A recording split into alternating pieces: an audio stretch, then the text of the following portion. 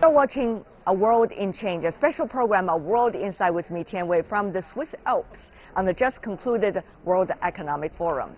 The relationship between economic policy and governance style has always been under discussion, and now it is becoming ever more relevant. And about that, we've been talking to Zhu Min, who is the chairman of the National Institute of Financial Research with Tsinghua University. Also, he served earlier as Deputy Managing Director of the International Monetary Fund. He argues that governance really needs to catch up with the development of technology and also with the development of people's searching for a better life. Let's listen in.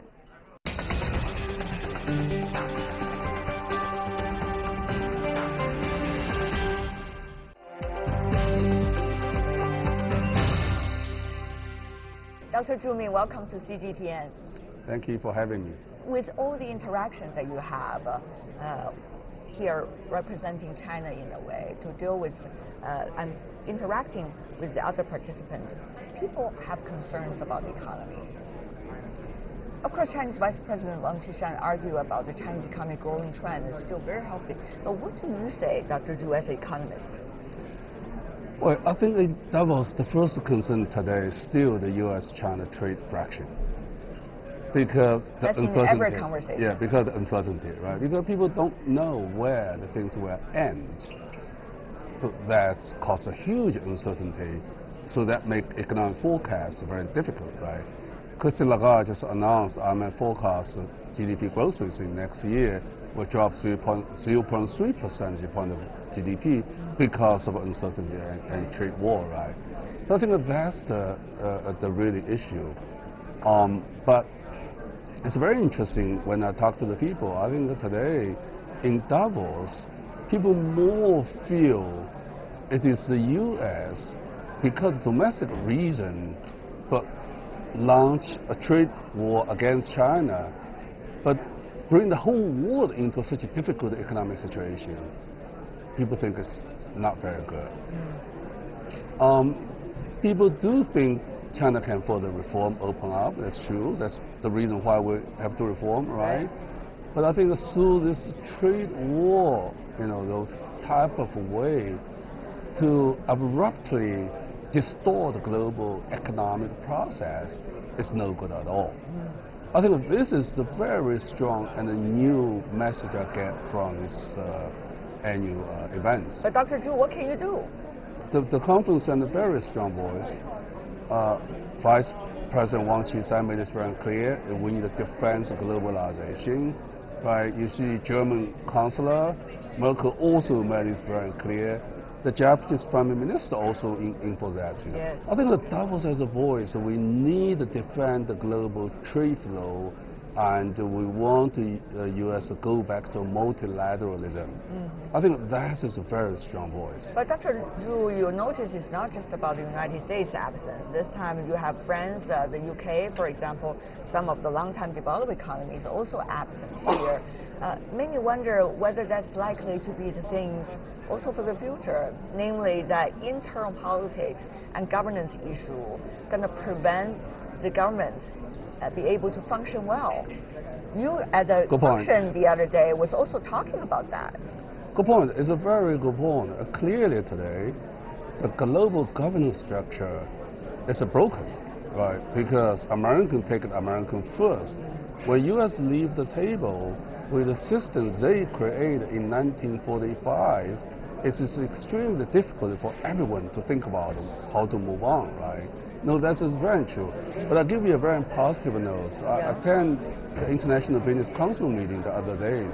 The business leaders take 2 hours to talk about if the government cannot function well, how the business community can stand up to think about this governance issue.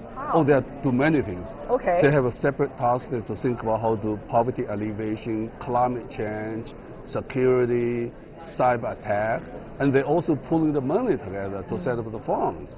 I think this is very positive. I would say yes, and because the populism is here today, and the populism probably will last for long. Right. So the global governance issue is a very difficult issue.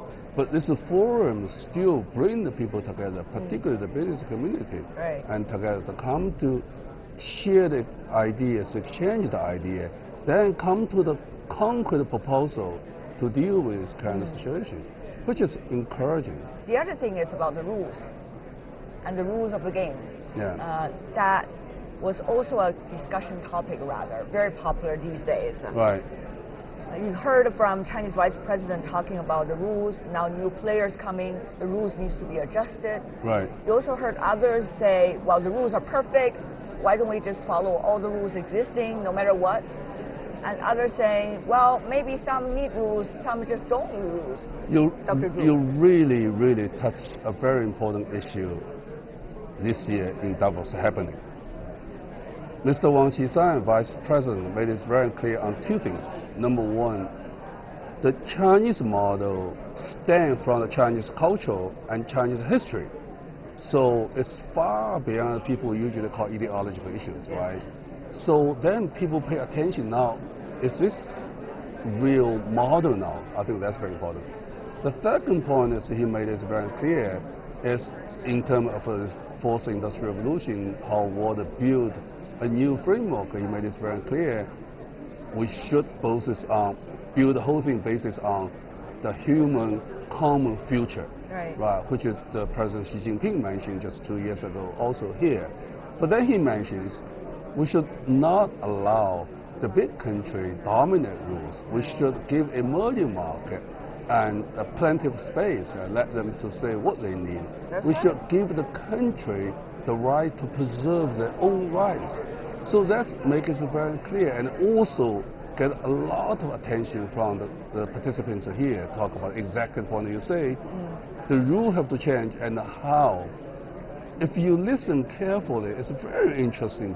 German Chancellor Angela Merkel made the other day, he said, on the data issues, he says, clearly we have a different governance structure on data sets in the different countries. He even mentioned, for example, in China and all the other countries. But then he says, we need to find out a way to work together. So that is a very open attitude. That means we change the rule, we have to bring everybody together, join the participation, join the discussion, and if everybody can work together, join the rule will be the rule for everyone. It would be more comprehensive, rather, and also adjustable. But the question is, Dr. Zhu, are we going to see much bigger chaos before we see the so-called rules, as you just mentioned, being eventually mutually agreed on? The real difficult and crisis risk I can see is not on trade issue, it's on the technology issue. That's right. Because technology is such an international sort of a product. So we need everybody to work together. But now, because trade war is a political force, is really involved in the technology development. Yes. So there's a real risk the whole world will divide into the two different tax systems. It's very hard for me to think about the world have two different tax systems. If that's the case, how can we work together? How can we maintain the globalization? I think that's the real risk we are facing today now. And I think that the global leaders, including political leaders, the government, the business leaders, and the communities all should work together to stop that thing. Dr. Zhu, one crucial question is really how.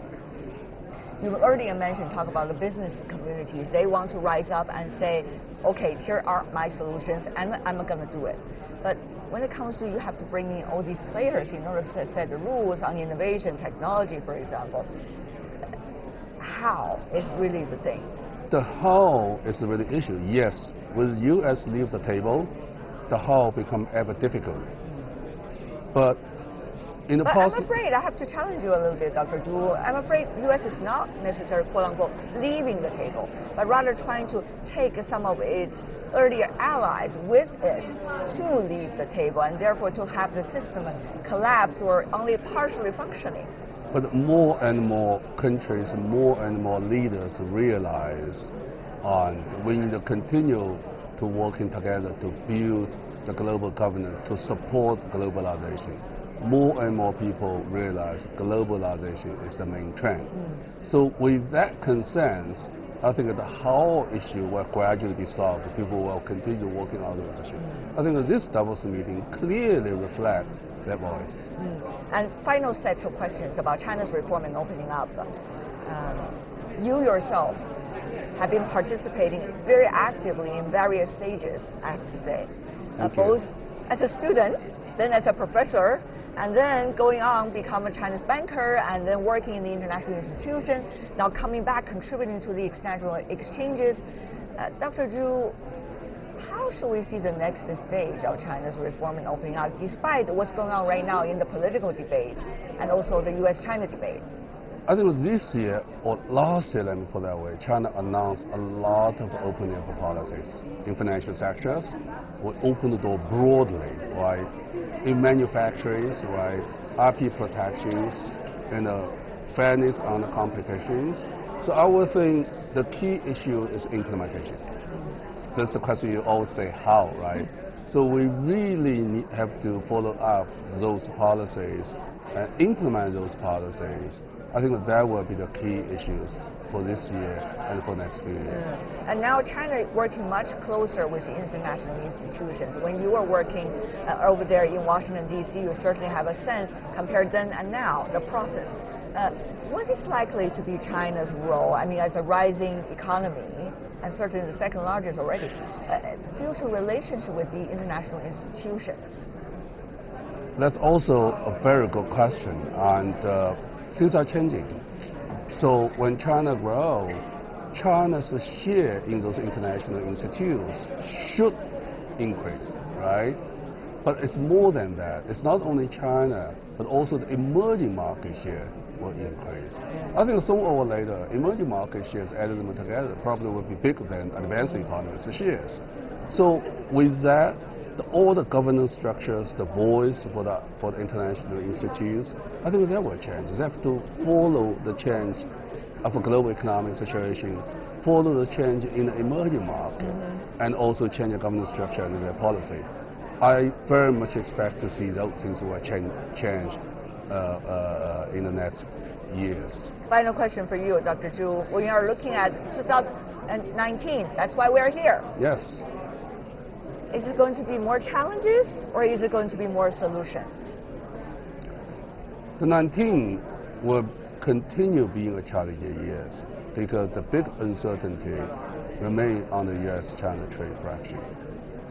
And what we observed in the past year, 1918, the real impact from U.S.-China trade war on the real economy is very small. But its impact on the financial sector is huge. Right. That means the impact on the confidence. So they really impact people's confidence and change people's mind on investments, so they change the supply chains. Right. With this uncertainty, I think 19 will be difficult.